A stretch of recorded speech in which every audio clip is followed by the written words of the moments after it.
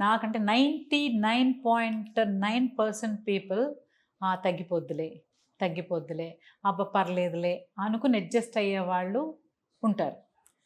ఇంకా 1% అలా లేదు కొంచెం మరి హెల్త్ భరించలేకపోతున్నాం అంటే తప్పితే రావు.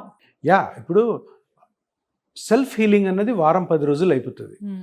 దాని తర్వాత అది మనల్ని బాధ పెడుతుంటేనే జాగ్రత్తగా ఉండాలి.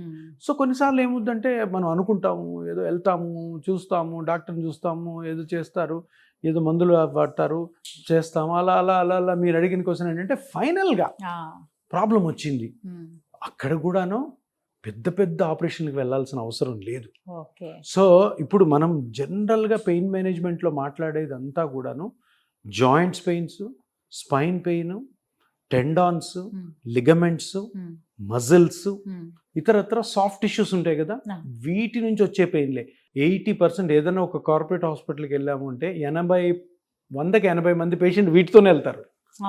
పాయింట్ ఏంటంటే అక్కడ ఒక కార్పొరేట్ హాస్పిటల్లో, ఒక పెద్ద కార్పొరేట్ హాస్పిటల్లో ఒక రోజుకి 1000 మంది పేషెంట్లు లోపలికి వెళ్ళారంటే 900 మందికి జబ్బు ఉండదు. అంటే అదేంటి సార్, జబ్బు లేనివాడు హాస్పిటల్కి ఎందుకు వెళ్తున్నాడు? ఇవి జబ్బులు కాదు, నొప్పులు.